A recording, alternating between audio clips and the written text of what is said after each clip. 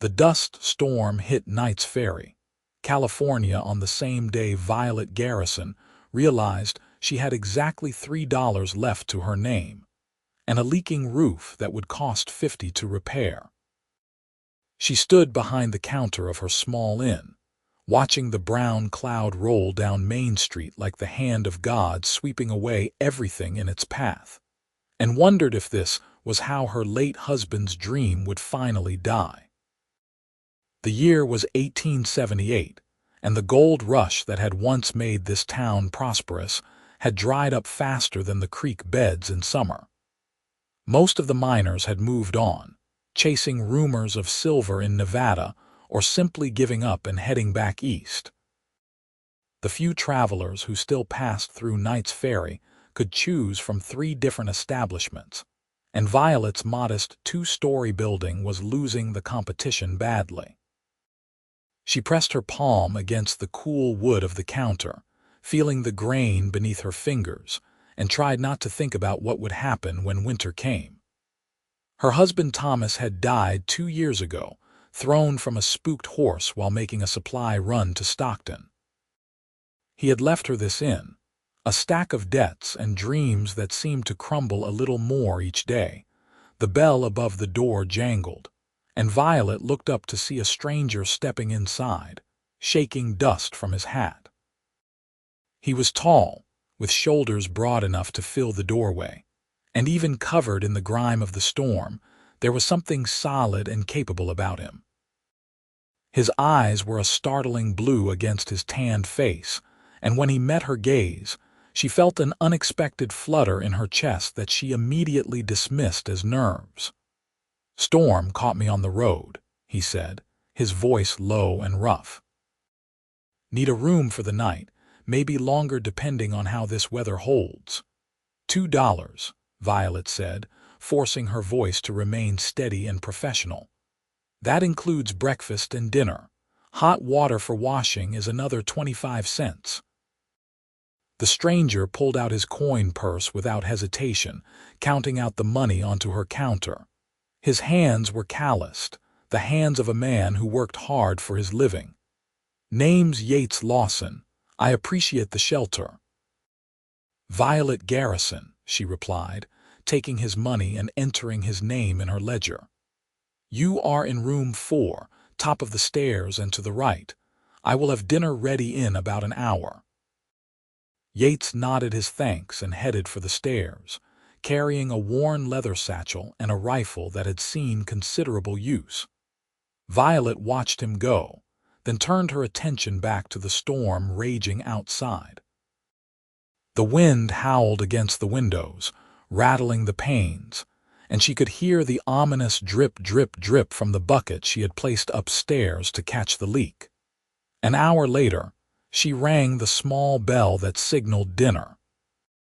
3 guests emerged from their rooms, the newcomer Yates plus an elderly couple heading south to visit their daughter. Violet served them beef stew and fresh bread, stretching her limited supplies as far as they would go.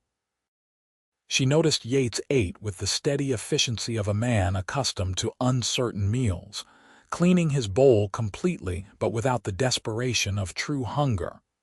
"Fine cooking, Miss Garrison," the elderly man said. "Best meal we have had since leaving Sacramento." "Thank you, Mr. Patterson," Violet replied, managing a smile. Would anyone care for coffee? They all accepted, and she poured from the pot she kept warming on the stove. As she filled Yates's cup, she became aware of him watching her with an intensity that made her self-conscious. When she met his eyes, however, there was no impropriety in his gaze, only curiosity. "How long have you run this place?" he asked. 2 years on my own," Violet answered. "My husband and I opened it together 4 years ago when the town was still booming. Things have changed since then." Yates nodded slowly. "Noticed a lot of empty buildings on my ride in. Hard times for everyone, I imagine." "Hard times," Violet echoed, the words tasting bitter. Hard times didn't begin to cover it. Hard times was a polite phrase for watching your life's work slip through your fingers like sand. That night, the storm intensified. Violet lay in her small room behind the kitchen, listening to the wind scream and the old building creak. Somewhere around midnight, she heard a crash from upstairs. She grabbed her lamp and hurried up the stairs, her nightgown billowing around her ankles. The leak had gotten worse. Much worse. Water was pouring through a hole in the roof and the bucket had overflowed. Worse, the sudden deluge had caused part of the ceiling plaster to collapse, sending chunks of wet debris across the hallway. Violet stood there in her nightgown and bare feet, staring at the disaster, and felt hot tears prick her eyes. "Miss Garrison." She spun around to find Yates emerging from his room, hastily dressed in his trousers and an unbuttoned shirt. He took in the situation with one sweeping glance, then looked at her face. "You have any canvas or tarps?" he asked, his voice calm and practical. "In the storage room downstairs," Violet managed. "But the roof is too dangerous in this storm. We will just have to wait until morning." "Not if you want any ceiling left by morning," Yates said. "Get me those tarps and any lumber you have got. I have fixed worse in worse weather." "I cannot ask you to risk yourself," Violet protested. "You are not asking. I am offering." Something in his tone made it clear that argument would be useless. He was going to help whether she wanted him to or not. 20 minutes later, Yates was on the roof in the howling darkness, nailing down canvas to cover the hole while Violet held a lamp below, her heart in her throat every time she heard his footsteps slip on the wet shingles. When he finally climbed back down the ladder, soaked through and covered in mud, she wanted to both thank him and scold him for his recklessness. "You are insane," she said instead, handing him a towel. "You could have been killed." "Could have," Yates agreed, wiping his face. "But I was not. That patch should hold until the storm passes. Then we can assess the real damage in daylight." "We," Violet repeated. Yates shrugged, water dripping from his hair. "I am between jobs at the moment, unless you object to my help." Violet looked at this stranger who had just risked his life to save her roof and felt something shift in her chest. "I cannot pay you much," she admitted quietly. "I can barely pay for materials. Room and board is payment enough for now," Yates said. "Get some sleep, Miss Garrison. Morning will come soon enough." But Violet could not sleep. She lay awake, listening to the storm gradually subside, and wondered what kind of man climbed onto a stranger's roof in the middle of a dust storm. More importantly, she wondered what she was going to do when he inevitably moved on, because something told her she was already starting to depend on his presence in a way that terrified her. Dawn broke gray and sullen over Knight's Ferry. Violet rose early as always, building up the fire and starting breakfast. She was mixing batter for flapjacks when Yates appeared in the kitchen doorway, freshly washed and properly dressed. "Coffee smells good," he observed. "Help yourself," Violet said, gesturing to the pot. "And thank you again for last night. I still think you are crazy, but I am grateful." Yates poured himself a cup and leaned against the counter, watching her work. "I have been called worse than crazy. How bad is the damage, do you think?" "Bad enough that I do not have the money to fix it properly," Violet said bluntly. There seemed little point in pretending otherwise. "The truth is, Mr. Lawson, this place is dying by inches. I have been telling myself I could save it, but last night might have been the beginning of the end." "Or it might have been the turning point," Yates said quietly. "Sometimes things have to get bad before they can get better. I have seen it happen." Violet looked at him, really looked at him, trying to understand what motivated this man. "Why are you here?" she asked. "In Knight's Ferry, I mean." "There is not much work in a dying town." "I was on my way to Stockton," Yates admitted. "Heard there might be ranch work there, but sometimes the detours turn out to be more important than the destination." Something in the way he said it made Violet's pulse quicken. She turned back to her flapjacks, suddenly flustered. Well, if you are serious about helping, you can start by assessing the roof properly once we have fed everyone. After breakfast, Yates climbed up to examine the damage in full daylight while Violet dealt with her departing guests. The Pattersons paid their bill and headed on their way, leaving Violet alone with her mysterious handyman. She tried not to think about the impropriety of a single woman housing a single man with no other guests as chaperones.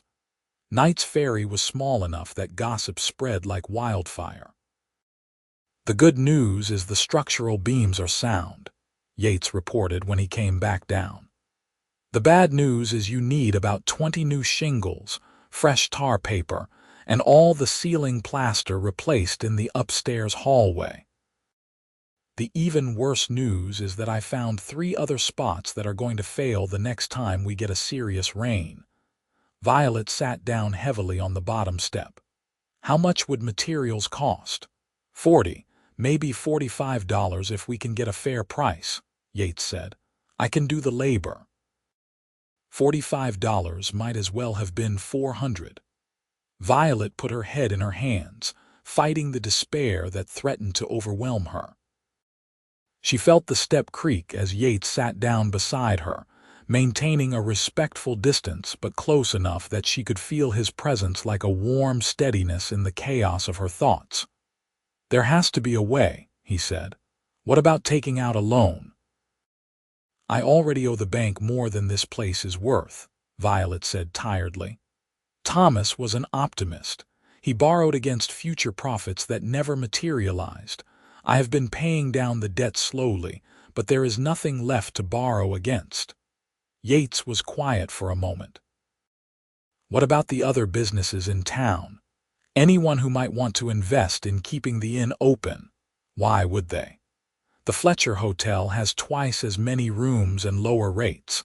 The boarding house on Oak Street is cheaper still. I have been surviving on travelers who do not know any better and the occasional regular customer, but that is not enough." "So you need something they do not have," Yates said thoughtfully. "Something that would make people choose this place over the others." Violet laughed bitterly. "Like what?" "A gold mine in the basement, like the best food in town," Yates said. "I have eaten at the Fletcher Hotel. Their stew tastes like boot leather. Your cooking is genuinely good, Miss Garrison. What if you started serving meals to the public? Not just to guests, but to anyone who wants to pay for a decent dinner."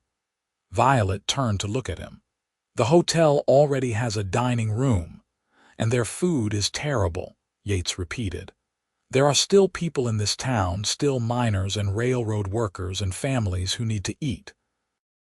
Give them somewhere they actually want to come." It was not a bad idea, actually. Violet felt a small spark of hope flicker to life in her chest. "I would need to expand the dining area, buy more tables and chairs, advertise somehow." "Start small," Yates suggested. "Use what you have. Spread word that you are serving Sunday dinners to anyone who wants to come. See what happens. If it works, you can expand gradually." "And the roof?" Violet asked. Yates was quiet for a moment, then stood up. "I have some money saved. I could loan you enough for materials. You can pay me back once the dining business starts bringing in extra income."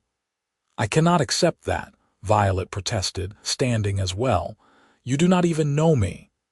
"I know you are trying to save something that matters to you," Yates said. "I know you are working yourself to exhaustion trying to keep your husband's dream alive. And I know that sometimes people need someone to believe in them when they have run out of the ability to believe in themselves." Violet felt tears threatening again, but this time they were not tears of despair. "Why?" she whispered. "Why would you do this for a stranger?" Yates met her eyes, and she saw something vulnerable flash across his face before his expression settled back into calm pragmatism. "Maybe because I spent too many years drifting without a purpose. Maybe because I see something here worth saving. Does the reason matter?" "Yes," Violet said. "No, I do not know." She pressed her fingers to her temples. overwhelmed by the whirlwind of the past 12 hours. "This is all happening too fast." "Then let me put it simply," Yates said. "I will loan you the money for materials and fix your roof. You do not have to pay me back until you can afford it, even if that takes years. In exchange, I get room and board while I am working here. That is the whole deal. No strings, no expectations beyond honest intent. What do you say?" Violet looked at this man who had appeared like an answer to a prayer she had been too proud to voice, and made a decision that terrified and exhilarated her in equal measure. "All right," she said. "We have a deal." They shook hands, his grip firm and warm, and Violet felt the first real hope she had experienced in months. The next week passed in a blur of activity. Yates rode to Stockton and returned with a wagon full of supplies, refusing to tell Violet exactly how much of his savings he had spent. They worked together from dawn until dusk, Yates up on the roof replacing shingles and tar paper while Violet managed the inn and began preparations for her first public Sunday dinner. She found herself watching him work, admiring the easy competence with which he moved, the way he approached each problem methodically and solved it without complaint. In the evenings, they sat in the kitchen after the day's work was done, planning and talking. Violet learned that Yates had grown up in Missouri, that he had fought in the last years of the war as a young man, and that he had been drifting westward ever since, taking whatever work he could find. "Never found a place that felt like it needed me," he explained one night, nursing a cup of coffee while Violet kneaded dough for the next day's bread. "Or maybe never found a place I needed enough to stay." "And Knight's Ferry?" Violet asked, trying to keep her tone casual. Yates looked at her across the kitchen, and the intensity in his gaze made her hands still in the dough. "Knight's Ferry is starting to feel different," he said quietly. Violet's heart hammered in her chest. She forced herself to resume kneading, focusing on the rhythm of push and fold, push and fold. "Different how?" "Like maybe I found something worth staying for," Yates said. The words hung in the air between them, heavy with meaning. Violet knew she should discourage this, should remind them both that he was a drifter and she was a widow trying to save her business, that neither of them had time for complications. But when she opened her mouth, what came out was, "I am glad you stayed." Yates smiled, a real smile that transformed his usually serious face, and Violet felt something inside her chest crack open, letting in light for the first time since Thomas died. Sunday arrived with clear skies and mild weather.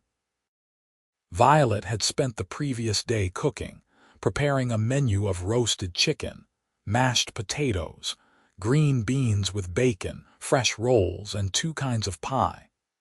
She had put up notices around town advertising Sunday dinner at the Garrison Inn, meals served from noon until 3, all welcome. She had no idea if anyone would actually come. At 11:30, Yates helped her set up extra seating in the dining room, arranging every chair and table they could muster. The room could seat perhaps 20 people comfortably, 25 if they squeezed. Violet had prepared enough food for 30, hoping that optimism would be rewarded rather than punished. Noon came. Violet stood nervously in the kitchen, listening. No footsteps, no voices. She felt disappointment settling heavy in her stomach. Then the bell above the front door jangled. Violet peeked out to see a family she recognized, the Hendersons who ran the general store. They were followed moments later by a trio of rough-looking miners, then an elderly widow named Mrs. Chen, who lived alone above the apothecary. Within 20 minutes, every seat in the dining room was full, and people were standing along the walls, waiting. Violet looked at Yates in amazed panic. "I did not prepare enough." "Then we stretch what you have and tell anyone who cannot fit that you will be serving again next Sunday," Yates said calmly. This is a good problem, Violet. This means it is working. He had started calling her Violet instead of Miss Garrison sometime during the past week, and she had not corrected him. Now, hearing her name in his steady voice, she felt a rush of gratitude and something deeper, something she was not quite ready to name. They worked together seamlessly, Yates helping serve while Violet managed the kitchen. The diners were enthusiastic, compliments flowing freely, and when Violet finally had a moment to peek into the dining room, she saw something that made her throat tight with emotion. People were laughing, talking, enjoying themselves. Her struggling, dying inn, was full of life and warmth and community. By the time the last diner left at nearly 4 o'clock, Violet was exhausted but glowing. She counted the money with trembling fingers. $43. In one afternoon, she had made almost enough to cover the cost of the roof repairs. "Yates," she said, her voice shaking. "Yates, look at this." He came to stand beside her, looking down at the money spread across the counter. "I told you it would work." "You believed in me when I had stopped believing in myself," Violet said, turning to face him. They were standing very close in the narrow kitchen, and she could see the fine lines around his eyes, the shadow of stubble on his jaw, the way his pulse beat in his throat. "I do not know how to thank you." "You do not need to thank me," Yates said, but his voice had gone rough. "Violet," whatever he had been about to say was interrupted by a sharp knock on the front door. Violet stepped back, flustered, and went to answer it. A well-dressed man stood on her porch, his expression cold and officious. "Miss Garrison," he said without preamble. "I am Everett Kane, representing the Fletcher Hotel. I understand you have started serving public meals without obtaining the proper permits." Violet's stomach dropped. "Permits?" "I was not aware I needed special permits to serve dinner in my own establishment. Any business serving meals to non-guests requires a food service permit from the county, as well as regular health inspections," Kane said smoothly. "The fine for operating without a permit is $50, and you will need to cease operations immediately until you have been properly licensed." "That is ridiculous," Yates said, appearing behind Violet. "She has been serving meals to her guests for years." "To registered guests, yes," Kane agreed. "But opening her dining room to the public changes the nature of the business. I am sure Miss Garrison did not realize she was breaking the law, which is why I am here to inform her now, before any official complaints are filed." The threat was clear. Kane was here on behalf of the Fletcher Hotel, which had just lost a significant amount of business to Violet's successful Sunday dinner. If she did not stop, they would make trouble. "How much does a permit cost?" Violet asked, trying to keep her voice steady. "The application fee is $15, and the inspection is another $10, Kane said. "Of course, given the age and condition of this building, I cannot guarantee you would pass the inspection. The Fletcher Hotel has the most modern kitchen facilities in the county, specifically designed to meet all health and safety standards." In other words, the Fletcher Hotel was making it as difficult and expensive as possible for Violet to compete. She felt fury and helplessness warring in her chest. "Thank you for the information, Mr. Kane," she said, forcing courtesy into her tone. "I will look into obtaining the proper permits." Kane tipped his hat, his smile thin and victorious. "Good day, Miss Garrison." As soon as he was gone, Violet slumped against the doorframe. $25 for permits, and no guarantee I will even pass the inspection. And even if I do, they will probably find some other way to shut me down. "They are scared," Yates observed. "You took half their Sunday business in one afternoon. That is why they are coming after you." "Being right does not help if I cannot afford to fight," Violet said bitterly. Yates was quiet for a long moment. Then he said, What if the Garrison Inn was not the only business offering something the Fletcher Hotel could not match? What if we made this whole block into something special? Violet looked at him questioningly. The building next door has been empty for months, Yates said, his mind clearly working through possibilities. What if we could rent it cheaply, fix it up, and turn it into something that draws people to this part of town? An attraction that benefits your inn and creates community support that the Fletcher Hotel cannot fight. Like what? Violet asked, not daring to hope. I have been working with horses my whole life, Yates said. What this town needs is a proper stable and livery. Someplace where travelers can board their animals, get them properly cared for. The Fletcher Hotel just has a basic hitching post and a shed. If I opened a real livery next door to your inn, people would come to this block for their horses, and while they are here, they would stay at your inn and eat your food. You want to open a business, Violet said slowly. Here, in Knight's Ferry, I want to help you save yours, Yates corrected. But yes, I have been thinking about settling down somewhere. Why not here? Why not here?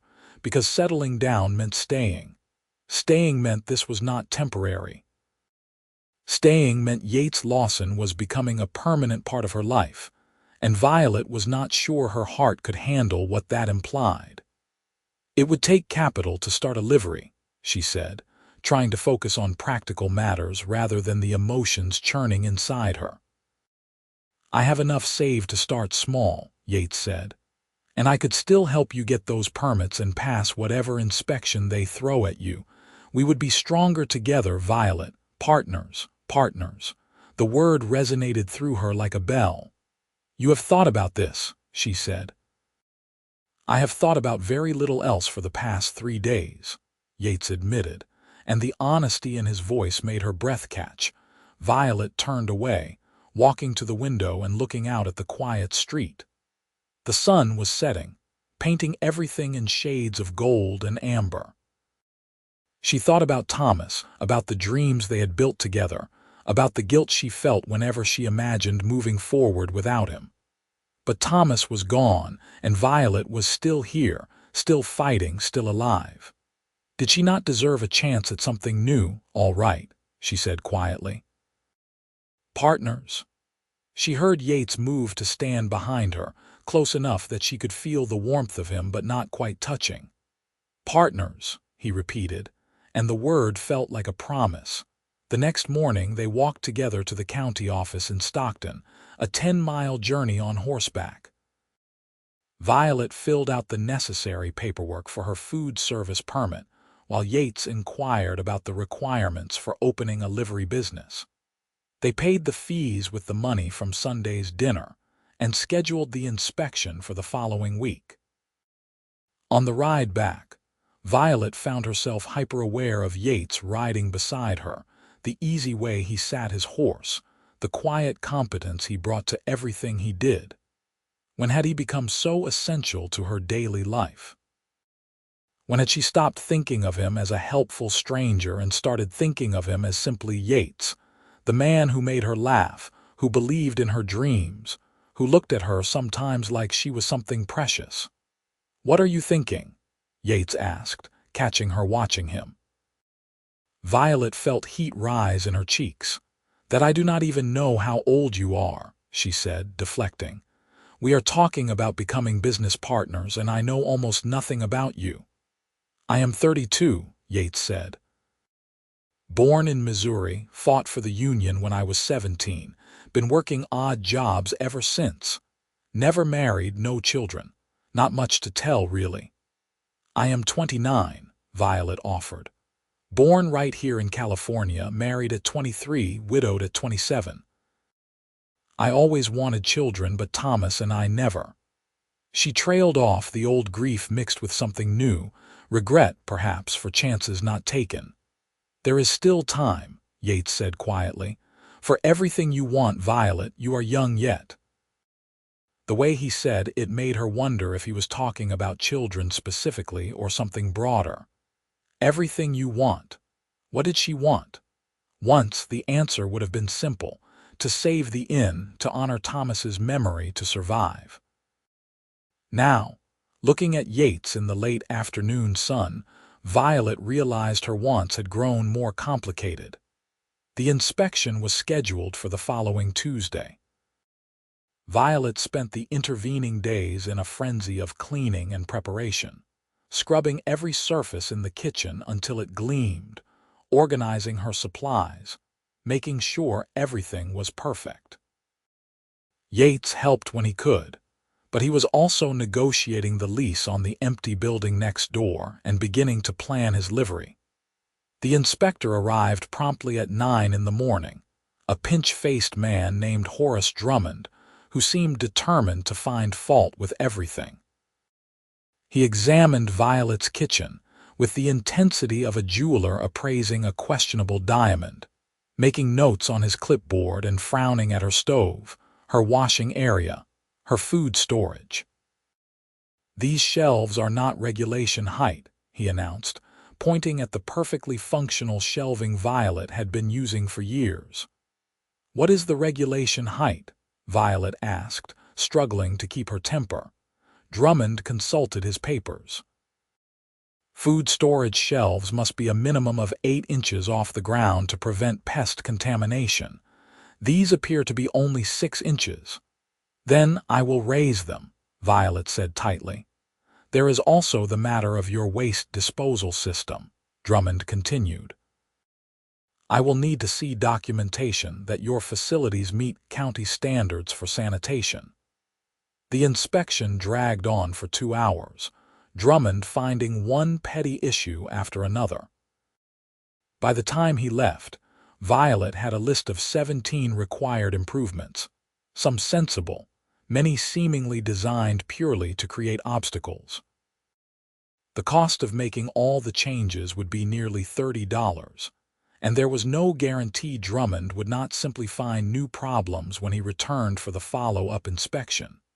Violet sat at her kitchen table, staring at the list, and felt despair creeping back in. She heard Yates come in through the back door, his boots heavy on the wooden floor. "How bad?" he asked, reading her expression. "Bad," Violet said, sliding the list across the table to him. "This is designed to put me out of business, Yates. Half of these requirements are things he just made up. Regulation height for shelves. I have never heard of such a thing." Yates read through the list, his jaw tightening. "He is on the Fletcher Hotel's payroll, guaranteed. This is harassment, not a legitimate inspection." "Knowing that does not help me pass," Violet said tiredly. "I can make most of these changes, but not all of them. Not without spending money I do not have." "Then we fight back," Yates said. "Legally, publicly, make enough noise that they cannot just quietly shut you down." "I am one woman trying to run a small inn," Violet said. "The Fletcher Hotel has money and influence. How am I supposed to fight that?" Yates pulled his chair around the table to sit directly beside her, taking her hands in his. The touch sent a shock through Violet's system, his calloused fingers warm and strong around hers. "You are not just one woman," he said fiercely. "You are Violet Garrison, who has kept this business alive through 2 years of hell. You are the woman who served the best meal this town has seen in years and had people lined up out the door. And you are not alone. Not anymore." Violet looked into his blue eyes and saw absolute conviction there. Absolute faith. When had anyone last looked at her like that? When had she last felt like someone truly saw her, truly believed in her? "Yates," she whispered, not even sure what she was asking for. He seemed to understand anyway. His hand came up to cup her cheek, his thumb brushing softly across her skin. "Let me help you," he said. "Let me be what you need." Then he kissed her, soft and careful, a question more than a demand. Violet's breath caught in her throat. She had not been kissed in 2 years, had not been touched with tenderness since Thomas died. Part of her wanted to pull away, to protect herself from the vulnerability of letting someone in.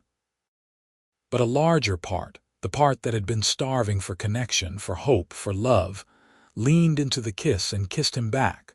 When they finally pulled apart, both breathing hard, Yates rested his forehead against hers. "I am falling for you," he said quietly. "I have been falling since the night I climbed onto your roof in the storm. I know the timing is terrible. I know you are dealing with too much already, but I needed you to know. You are not alone in this, Violet. Not in the business, not in the fight, and not in what is happening between us." Violet's eyes stung with tears. "I am scared," she admitted, "of failing, of losing the inn, of losing you." "You are not going to lose me," Yates promised. "I am here and I am staying. We are going to save your inn, we are going to build something lasting, and we are going to do it together." "Do you trust me?" Did she trust him? This man who had appeared out of a dust storm and turned her life upside down. This man who had risked himself for her, believed in her, kissed her like she was something precious. "Yes," Violet said. "I trust you." They spent the rest of the day making the repairs from Drummond's list, working side by side in the kind of comfortable rhythm they had developed over the past weeks. Violet found herself smiling more than she had in months, hyper-aware of every time Yates touched her hand to pass her a tool, every time their shoulders brushed as they worked in the narrow kitchen, every time she looked up to find him watching her with that soft expression that made her heart race. By evening, they had completed most of the required changes. The few remaining items would require purchased materials, but they were manageable. Yates left to check on the progress at the livery building while Violet prepared dinner. When he returned, she had set the table for two in the empty dining room, candles lit despite the extravagance. "What is this?" Yates asked, surprised pleasure crossing his face. "We have been working so hard, I thought we deserved a proper meal," Violet said, suddenly shy. "Just the two of us." They ate slowly, talking about everything and nothing. Yates told her stories from his years of drifting, and Violet found herself laughing at his dry humor and the ridiculous situations he had found himself in. She told him about growing up in California, about meeting Thomas at a church social and knowing within a week that she would marry him, about the early days of the inn when everything seemed possible. "You still love him?" Yates asked quietly, and there was no jealousy in the question, only genuine curiosity. Violet considered the question seriously. "I will always love the memory of him," she said slowly. "He was a good man and we had a good marriage, but he has been gone for 2 years, Yates. At some point, I have to stop living in the past and start building a future. I think Thomas would want that for me." "I think so too," Yates said. He reached across the table to take her hand. "I am not trying to replace him, Violet. I could not even if I wanted to. But I would like to be part of your future if you will have me." Violet squeezed his hand. "I would like that too." After dinner, they sat together on the porch, watching the stars come out. Yates had his arm around Violet's shoulders, and she leaned into his warmth, feeling more content than she had in longer than she could remember. The future was still uncertain, the battle with the Fletcher Hotel far from over, but for the first time, Violet felt like she had a real partner in the fight. More than that, she felt like she had found something she had stopped believing she would ever have again: love. The follow-up inspection was scheduled for 2 weeks later, giving them time to complete all the repairs and prepare.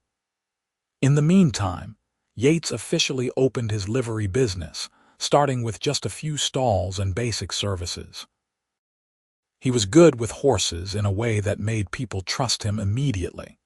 And within days, he had regular customers, travelers who needed a safe place to board their animals and locals who wanted someone reliable to handle shoeing and veterinary care. True to his prediction, the livery drew people to their block of Main Street. Many of Yates's customers ended up staying at Violet's Inn or stopping in for a meal. Word spread that the food at the Garrison Inn was worth seeking out, and despite not having her official permit yet, Violet found her dining room busy most evenings with locals who did not care about county regulations and just wanted a good dinner. The Fletcher Hotel noticed. Violet started receiving visits from various officials, each one finding some new complaint. Her sign was allegedly too large and blocked the sidewalk. Her chimney was producing too much smoke and creating a public nuisance. Someone claimed to have seen rats near her back door, though Violet kept her property scrupulously clean and knew the complaint was fabricated.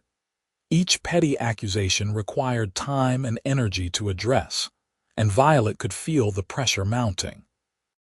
She was exhausted, running on coffee and determination, and there were nights when she lay awake wondering if she should just give up, sell the inn to the Fletcher Hotel for whatever they were willing to pay, and start over somewhere else.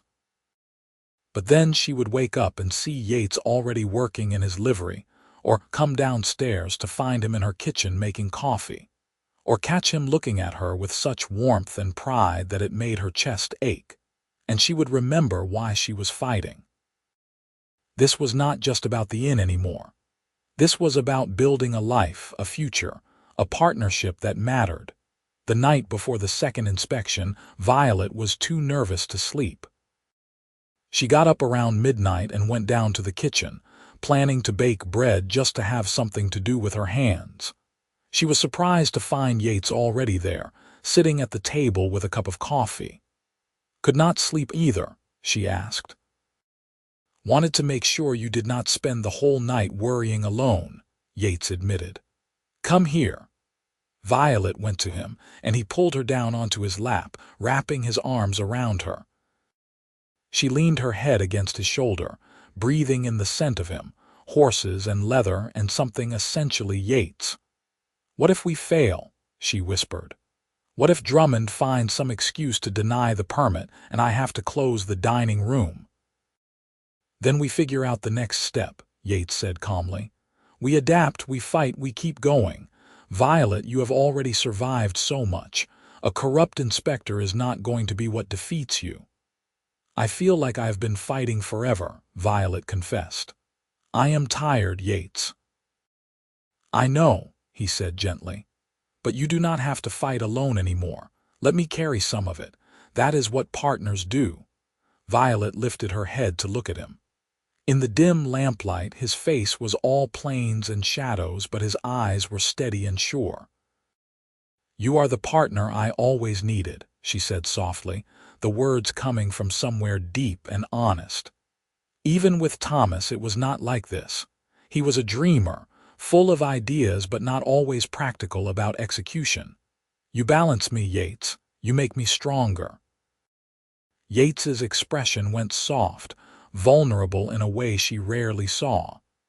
"You make me want to stay in one place for the first time in 15 years, he said. "You make me want to build something that lasts. I love you, Violet." "I know it is fast. I know we have only known each other a few weeks, but I love you." "I love you too," Violet said, and felt the truth of it sing through her bones. She kissed him then, pouring all her fear and hope and gratitude into the connection. Yates kissed her back with a tenderness that made her want to cry, his hands gentle on her face and her hair along her back. When they finally broke apart, both breathless, Yates said, "Marry me." Violet's heart stopped. "What, marry me?" Yates repeated. "Not today, not tomorrow, but soon. When we have beaten the Fletcher Hotel, when things are stable, when we have time to do it right. Marry me and let me spend the rest of my life being your partner." Violet felt joy bubble up inside her chest, bright and effervescent. "Yes," she said, laughing and crying at the same time. "Yes, Yates Lawson, I will marry you." They held each other in the quiet kitchen, and Violet felt something settle into place inside her. This was right. This was what she had been moving toward without realizing it, from the moment a dust storm had blown a stranger into her inn. Morning came too soon. Horace Drummond arrived at precisely 9 o'clock, his expression already disapproving before he had even stepped through the door. Violet greeted him with brittle politeness, Yates standing beside her in silent support. The inspection was even more thorough than the first, Drummond examining every change they had made with suspicious intensity. He measured the height of the shelves with a ruler, examined the new waste disposal system, checked the temperature of Violet's wash water, and scrutinized her food storage with the intensity of a detective searching for evidence of a crime. 2 hours in, Violet was ready to scream. Drummond had found fault with the angle of her dish draining rack, the type of soap she used for washing, and the material of the towels she used for drying. Each criticism was petty to the point of absurdity, and Violet could see him grasping for any excuse to fail her inspection. Finally, Yates had enough. "Mr. Drummond," he said, his voice level but with an edge of steel underneath, "I have been taking notes on this inspection. Would you care to explain exactly which county regulation requires dish towels to be made of cotton rather than linen? Because I have read through the county health codes and I cannot seem to find that particular requirement." Drummond's face flushed. "I am the inspector. I determine what meets the standards." "No, you interpret and enforce written regulations," Yates corrected. "You do not get to make up new rules on the spot because someone is paying you to harass honest business owners. Now, Miss Garrison has made every change you required in your initial inspection. She has gone above and beyond to meet county standards. Unless you can cite specific documented violations, you need to approve this permit." "Are you threatening me?" Drummond blustered. "I am informing you that we have documentation of this entire process, including statements from other business owners who have complained about your inconsistent and arbitrary enforcement," Yates said calmly. "I am also informing you that we are prepared to take this matter to the county board if necessary. Miss Garrison has done everything required by law. Denying her permit at this point would be a clear abuse of your authority." Drummond looked between Yates and Violet, his expression calculating. Violet held her breath, waiting. Finally, Drummond pulled out his stamp and pressed it onto the permit application with more force than necessary.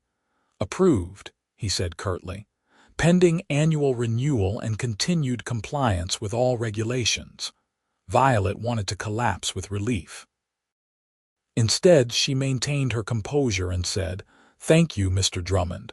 I appreciate your thoroughness."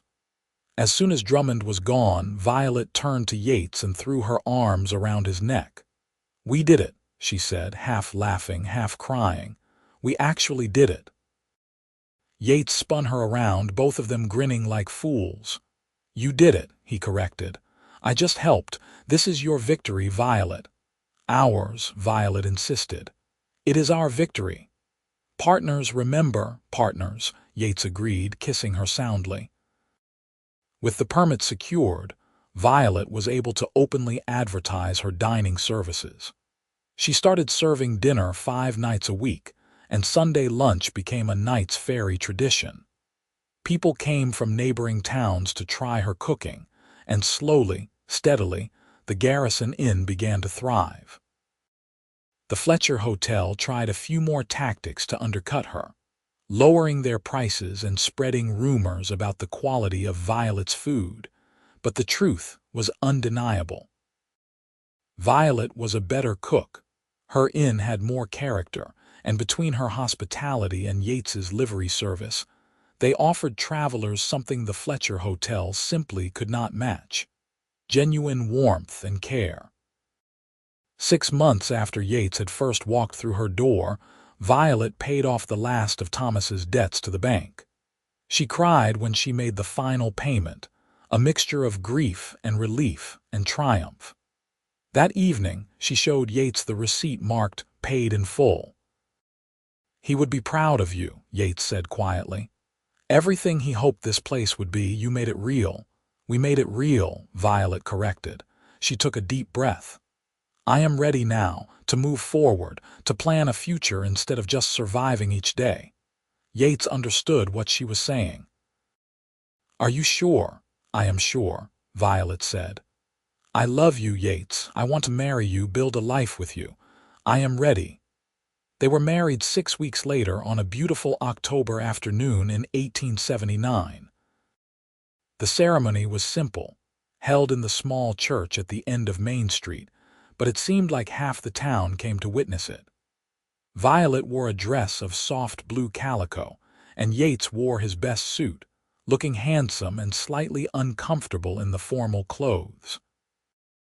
When the preacher pronounced them husband and wife, Yates kissed Violet like she was air and he had been drowning, and Violet kissed him back with all the love and hope and joy that filled her heart to bursting. The reception was held at the Garrison Inn, naturally, with food and dancing and celebration that lasted well into the night. Violet looked around at the packed dining room, at the friends and neighbors who had supported her through the hardest times, at her new husband who was watching her with such love in his eyes, and felt overwhelmed with gratitude. Happy? Yates asked, pulling her into his arms for a dance. Happier than I ever thought I would be again, Violet admitted. You saved me, Yates. Not just the inn, but me. We saved each other, Yates said.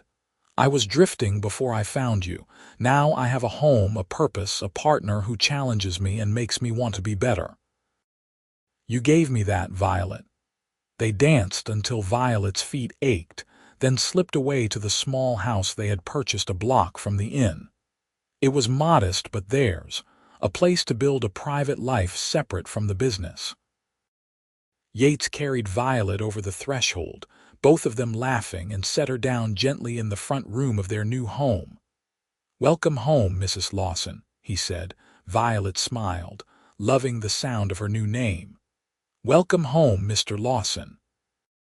That night, in the privacy of their bedroom, they came together with tenderness and passion, learning each other's bodies, discovering what brought pleasure and joy. Yates was gentle and patient, making sure Violet felt cherished and desired, and Violet responded with an enthusiasm that surprised them both. She had loved Thomas, but this was different. This was a love built on partnership and respect, on shared struggles and victories, on truly seeing and being seen. Afterward, lying in Yates's arms, Violet traced patterns on his chest and said, I want children. With you. I want to fill our home with life and noise and love. I want that too, Yates said, kissing the top of her head. As many as you want to have. Let's start with one and see how we manage, Violet said with a laugh. Life settled into a comfortable rhythm. Violet ran the inn and dining room with increasing success, while Yates expanded the livery to include a full stable and a small saddle shop. They worked hard but made time for each other, taking Sunday afternoons off to ride into the countryside or simply sit on their porch and talk. 5 months after their wedding, Violet realized she had missed her monthly courses. She waited another month to be certain, then told Yates over breakfast one morning, too excited to plan a more romantic revelation. I am pregnant, she blurted out, setting down her coffee cup with a clatter. Yates went very still, his eyes searching her face. Are you certain? As certain as I can be without seeing a doctor, Violet said. But yes, I am certain. A slow smile spread across Yates's face, transforming into a grin of pure joy. He stood up so quickly his chair tipped backward, came around the table and lifted Violet into his arms, spinning her around. We are having a baby, he said, wonder in his voice. Violet, we are having a baby. We are having a baby, Violet confirmed, laughing at his enthusiasm. Put me down before you make me dizzy. Yates set her down carefully as if she had suddenly become made of glass. You should not be on your feet so much. You need to rest. I will hire someone to help with the inn. I am pregnant, not broken, Violet said, amused.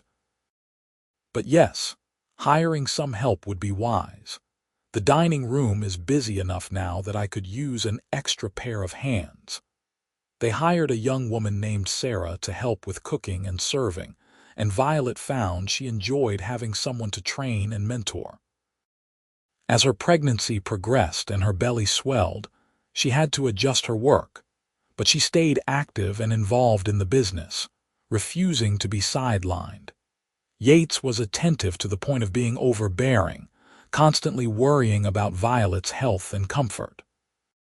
She finally had to sit him down and explain that pregnancy was a natural condition, not an illness, and that she needed him to trust her to know her own limits. "I just want to take care of you," Yates protested. "Both of you." "And you do," Violet assured him. "But you have to let me live my life, Yates. I cannot spend the next 4 months wrapped in cotton wool." Yates sighed but agreed to ease back on his hovering. Still, Violet caught him watching her with such tender concern that it made her heart melt. This man who had been a drifter, who had never planned to settle down, was going to be a father. And from everything she could see, he was going to be wonderful at it. Their son was born on a cold January night in 1880, after a labor that seemed to last forever, but was actually fairly typical for a first child. Yates stayed with Violet throughout, holding her hand and talking her through the pain, and when the baby finally arrived, squalling and red-faced, Yates wept openly. "It's a boy," the midwife announced, placing the baby on Violet's chest. Violet looked down at her son, at his tiny perfect fingers and the downy hair on his head, and felt love unlike anything she had ever experienced. This was her child, hers and Yates's, a new life they had created together. "He is beautiful," Yates said hoarsely, touching the baby's hand with one finger. "He is perfect." "What should we name him?" Violet asked. They had discussed names but never settled on anything definite. Now, looking at their son, Violet knew what felt right. "Samuel," she said. "After your father. Samuel Thomas for both our fathers." Yates's eyes filled with tears again. "Samuel Thomas Lawson," he said. "That is a strong name, a good name." Samuel was a good baby, healthy and strong lunged. Violet took to motherhood with the same determination she brought to everything, learning how to nurse and change and soothe her son. Yates was a devoted father, walking the floor with Samuel in the middle of the night, changing diapers without complaint, and staring at his son with such adoration that it made Violet laugh. The inn continued to thrive. With Sarah's help, Violet was able to manage both the business and motherhood, though some days were exhausting. But she had never been happier. Her life was full in a way it had never been before, rich with love and purpose and family. When Samuel was 6 months old, sitting up and starting to babble, Violet realized she was pregnant again. She told Yates this time with more ceremony, waiting until they were alone in bed one night. "Again already," Yates said, surprised but pleased. "Are you all right with that?" "I know how tired you have been." "I am tired but happy," Violet said. "I told you I wanted to fill our house with children." "You did indeed," Yates agreed, pulling her close. "I love you, Violet Lawson. You have given me everything I never knew I wanted." "And you gave me a second chance at life," Violet said. "A partnership that makes me stronger. A love that heals and builds and endures. You are everything I needed, Yates." Their daughter was born in early 1881, an easy delivery compared to Samuel. She had Violet's dark hair and Yates's blue eyes, and they named her Grace Elizabeth, for Violet's mother and Yates's sister who had died as a child. With 2 children under 2 years old, life became a beautiful chaos. Violet hired more help for the inn, bringing in a full-time cook and another server, which allowed her to focus more on her family while still maintaining oversight of the business. Yates's livery had become the most successful in the county, and he hired apprentices to help manage the workload. They were prosperous in a way Violet had never imagined during those dark days when she had been struggling alone. But more than the financial success, it was the richness of their family life that mattered. Evenings spent around the dinner table, Sunday picnics by the river, watching Samuel take his first steps and Grace learn to smile. The Fletcher Hotel eventually gave up trying to compete and was sold to new owners who focused on a different clientele. The new management approached Violet about a partnership rather than competition, and they worked out an arrangement where the Fletcher Hotel would refer overflow guests to the Garrison Inn, and Violet would recommend the hotel for travelers seeking more luxurious accommodations. It was a practical solution that benefited both businesses.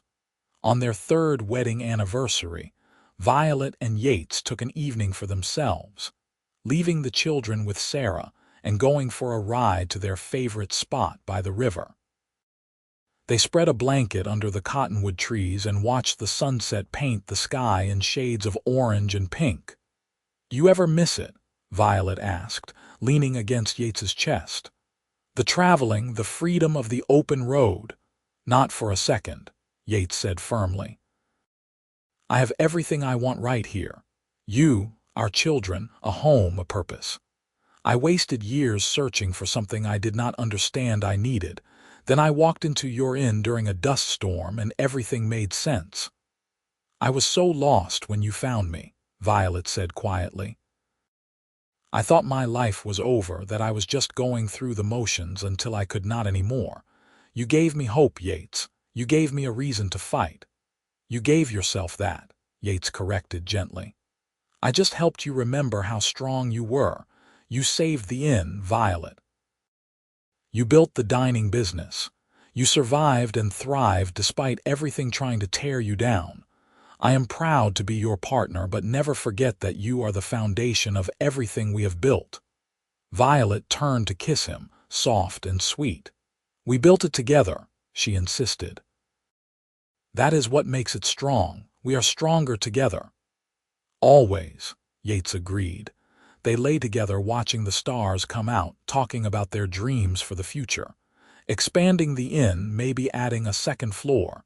Teaching Samuel and Grace to ride horses. Growing old together, watching their children have children of their own. "I want to grow old with you," Violet said. "I want 50 years of this, Yates, of us, of our family, of our partnership." "You will have it," Yates promised. 50 years and more. I am not going anywhere, Violet. This is where I belong. With you, with our children in this town we have made our own. This is home." Years passed in a happy blur. Samuel grew into a serious, thoughtful boy who loved helping his father in the livery. Grace was spirited and adventurous, more likely to be found climbing trees than playing with dolls. Violet and Yates had 2 more children, another son they named Benjamin and a daughter called Rose, rounding out their family at 4 children who kept their household lively and full of laughter. The Garrison Inn became a Knights Ferry institution, known throughout California for excellent food and genuine hospitality. Violet wrote a small cookbook that sold well locally, and she began teaching cooking classes to young women in the community. Yates's livery expanded to include a wagon repair service and horse breeding, and he became known as one of the finest horsemen in the region. They were not wealthy by society standards, but they were comfortable and content. More importantly, they were happy. Their marriage deepened over the years, growing from passionate new love into something steadier and more enduring. They knew each other's moods and rhythms, could communicate with a glance, worked together with the ease of long practice. On their 10th anniversary, Violet looked around the table at their 4 children, ranging from Samuel at 9 years old to Rose at just 2, and felt overwhelming gratitude for the life she had built. After dinner, when the children were in bed, she and Yates sat on their porch as they had so many times before. You remember the night we met? Violet asked. When you walked in out of that dust storm. I remember thinking you looked tired and scared but too stubborn to admit it, Yates said with a smile. I remember wanting to help, even though I did not know you at all. I thought you were crazy when you climbed onto my roof in the middle of the storm, Violet recalled. But you saved me that night in more ways than one. We saved each other, Yates said, as he always did when Violet tried to give him too much credit. You gave me a reason to stop running. I gave you someone to share the burden. That is what partners do. You are the partner I always needed, Violet said, echoing the words she had spoken to him years ago. The partner I did not even know I was looking for. I love you, Yates Lawson. I love you, Violet Lawson, Yates replied. Today, tomorrow, and every day for the rest of our lives. They sat together in the gathering darkness, hands intertwined, hearts connected by years of shared joy and struggle and love. Behind them, their home was warm with lamplight and the sounds of their children settling down for sleep. Around them, the town of Knight's Ferry went about its evening rituals, a community they had helped strengthen and shape. And ahead of them stretched years of partnership, of building and growing and loving together. Years of watching their children become adults, of welcoming grandchildren, of supporting each other through whatever challenges life might bring. Years of being exactly what each other needed, partners, lovers, friends. The dust storm that had brought Yates to Violet's door all those years ago had seemed like a disaster at the time. Now, looking back, Violet understood it had been a blessing. The storm had swept away the old, making room for something new and better to grow. It had brought her the partner she needed, the love she deserved, and a future brighter than any she had imagined. As the years continued to unfold, Violet and Yates's partnership only grew stronger. When the railroad expanded its route through Knight's Ferry in 1885, they worked together to renovate the inn to accommodate the influx of new travelers. Violet oversaw the interior improvements while Yates managed the construction, and they celebrated the grand reopening with a party that filled the expanded dining room to capacity. Samuel, at 14, began taking on more responsibility in the livery, showing a natural aptitude for the business. Grace, at 12, surprised everyone by developing a talent for cooking that rivaled her mother's. Benjamin, at 8, was the family scholar, always with his nose in a book, while little Rose, at 6, was the heart of the family, bringing joy and laughter wherever she went. In 1887, when Violet was 38 and Yates was 41, they celebrated by taking their first real vacation, leaving the children with Sarah and her husband and traveling to San Francisco for a week. It was strange at first, being alone together without the constant demands of children and business, but they quickly rediscovered the pleasure of each other's company. Walking along the waterfront, Yates pulled Violet close. "Do you have any regrets?" he asked, "about how things turned out?" Violet considered the question seriously. "I regret that Thomas died so young," she said honestly. "I regret the hard years when I was struggling alone, but I do not regret where those experiences led me. They brought me to you, to our family, to this life. How could I regret that?" "I regret the years I wasted before I found you," Yates admitted. "All that time drifting, searching for something I could not name. I wish I had found you sooner, had more years together." "We have years ahead of us still," Violet reminded him. "And we have made the most of every moment we have had. Quality matters more than quantity, Yates." They returned to Knight's Ferry refreshed and recommitted to each other and their shared life. The children had managed well in their absence, proof that the foundation Violet and Yates had built was strong enough to support the next generation. As the 1880s drew to a close, California was changing rapidly. The wild frontier days were fading into memory, replaced by increasing civilization and modernization. Knight's Ferry was no longer a rough mining town but a proper community with schools, churches, and established businesses. The Garrison Inn and Lawson livery were pillars of that community, respected and valued. In 1890, Samuel married a young woman named Catherine who worked as a teacher in the local school. Violet and Yates stood proudly at the wedding, watching their eldest son begin his own family. The following year, their first grandchild was born, a boy named Thomas after Violet's first husband and Yates's father. Holding her grandson, Violet was struck by the continuity of generations, the way love and family extended forward into the future. Thomas would have been proud to see the family she had built, the legacy she had created. She sent up a silent prayer of gratitude for both the husband she had lost and the husband she had found. Grace announced her engagement in 1892, choosing to marry a young lawyer who had recently opened a practice in Knight's Ferry. Benjamin, showing his scholarly bent, earned a scholarship to study at the university in Berkeley. And young Rose, blossoming into a beautiful young woman, showed every sign of following her mother into the hospitality business, already helping manage the inn with competence beyond her years. Yates's hair had gone silver at the temples, and Violet's dark hair showed streaks of gray, but they were both still healthy and active. They worked less than they had in the early years, trusting their children and employees to manage much of the daily operations, but they remained involved and engaged in their businesses and community. On their 20th anniversary in 1899, their children threw them a grand celebration at the inn. The dining room was packed with family, friends, and community members who had been touched by Violet and Yates's partnership over the years.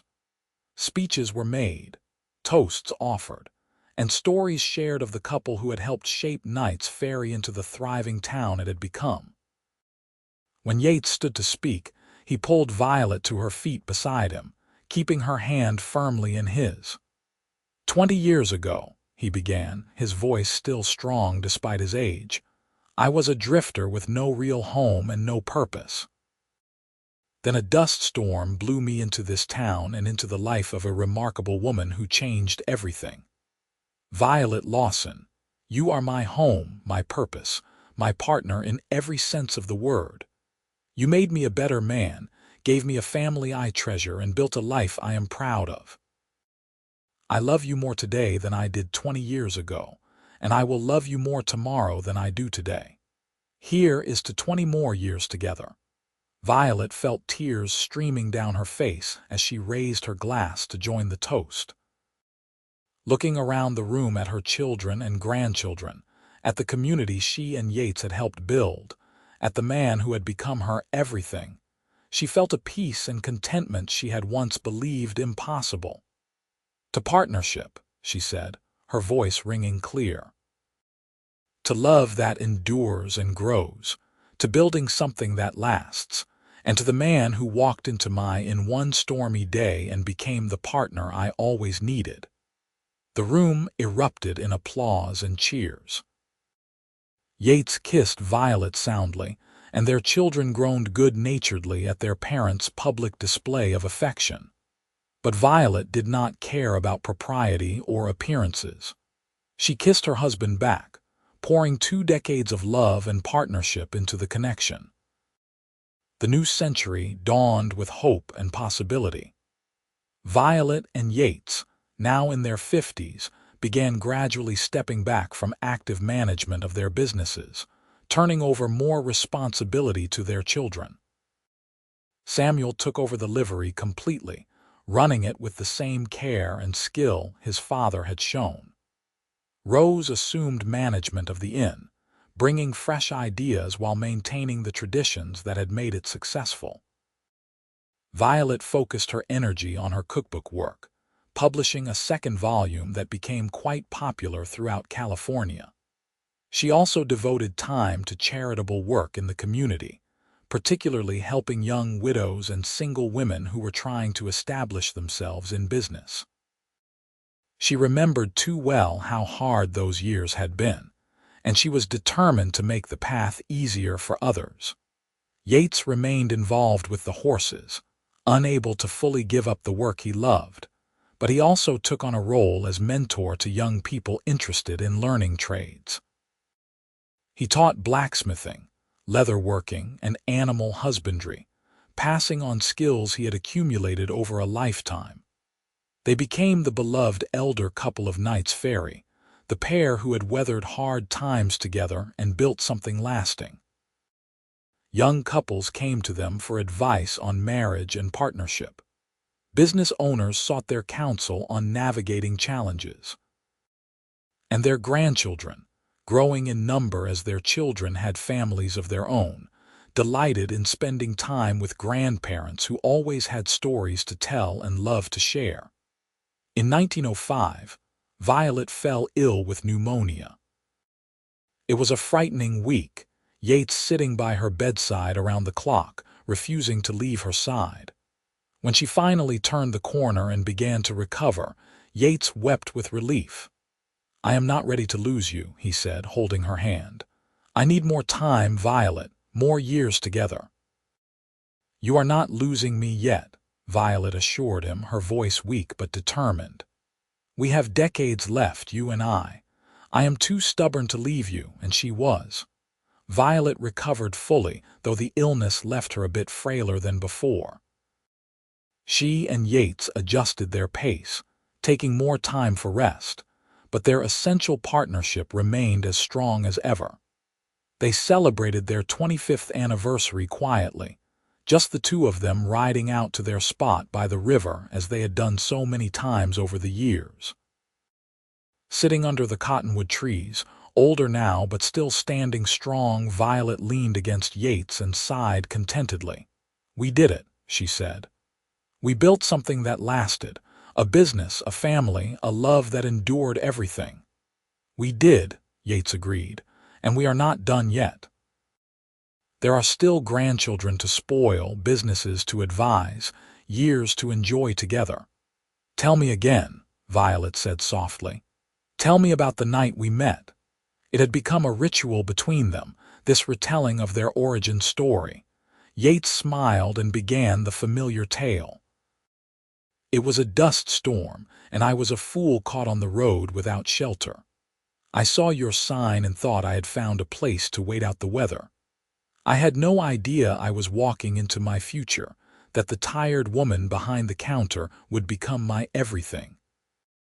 I thought you were just another transient guest," Violet continued the story.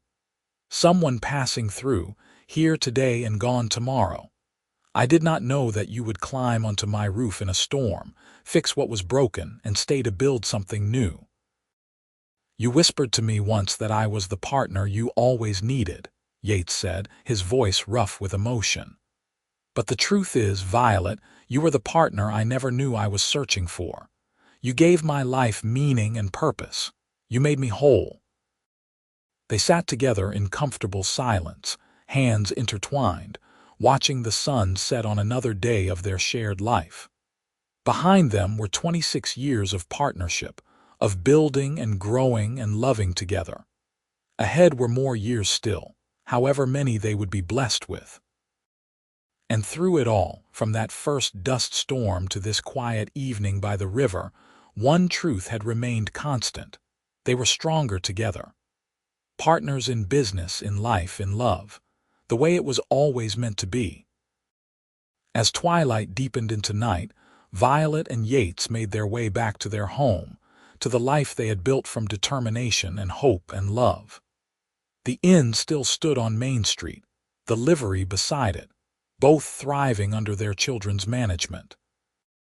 Their family had grown to include not just children but grandchildren, and even recently, a great-grandchild.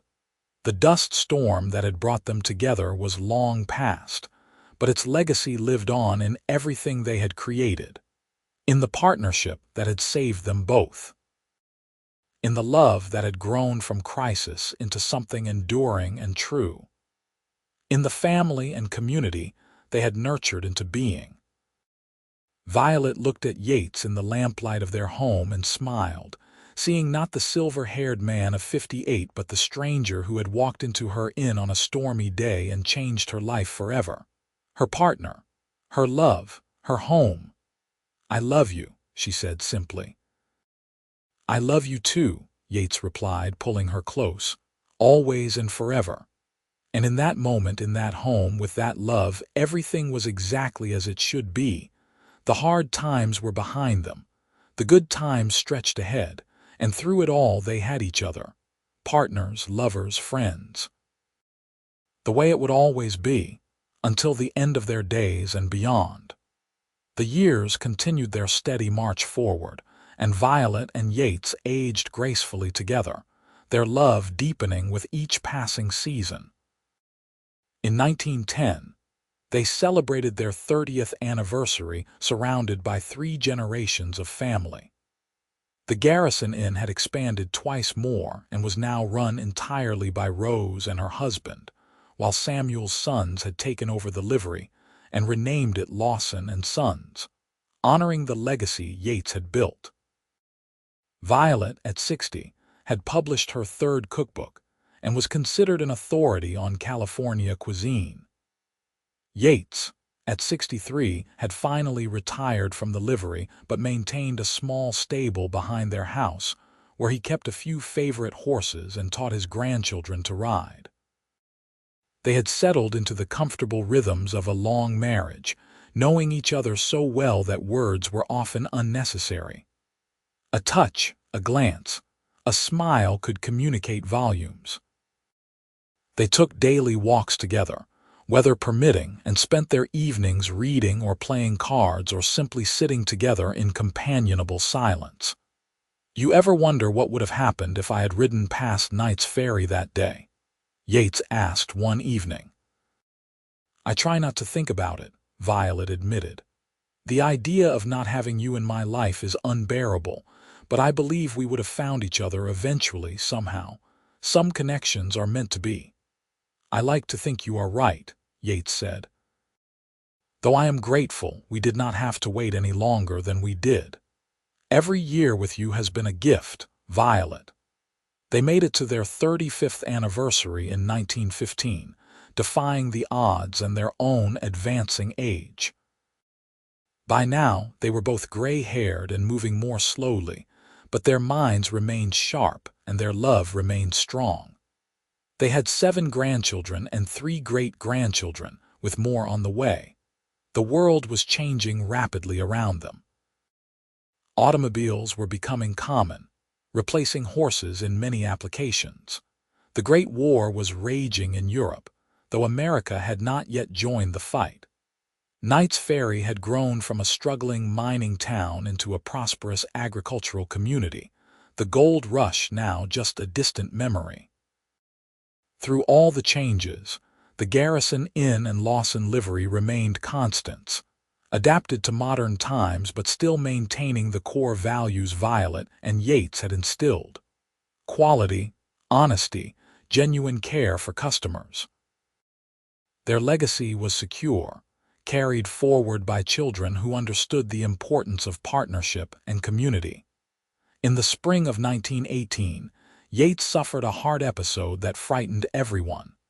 He recovered, but it was a reminder that their time together was precious and finite. Violet rarely left his side after that, determined to make the most of however many days they had left. "We have had a good run," Yates said one afternoon as they sat on their porch, watching their great-grandchildren play in the yard. "We have had a wonderful run," Violet corrected. 40 years of partnership, Yates. 40 years of building and growing and loving together. No regrets. No regrets, Yates agreed. Except maybe that I cannot give you another 40 years. Then we will just have to make the most of what we have, Violet said practically. She took his hand, her grip still strong despite her age. "I love you, Yates Lawson. Every day of the past 40 years has been better because you were in it. I love you, Violet Lawson, Yates replied. You saved me from a life half lived. You gave me everything that matters. Home, family, purpose, love. I am the luckiest man who ever walked into an inn during a dust storm. They laughed together, the sound rich and full despite their years. Around them, their family carried on, living the lives Violet and Yates had worked so hard to make possible. The inn prospered. The livery adapted to changing times by focusing on recreational riding and wagon restoration. Their children were happy and successful. Their grandchildren were growing into fine young people. Their legacy was secure. As the sun set on another day, painting the California sky in brilliant shades of orange and gold, Violet leaned her head on Yates's shoulder and sighed contentedly. They had faced hard times and overcome them. They had built something that lasted, something that would continue long after they were gone. And they had done it together, partners in every sense of the word.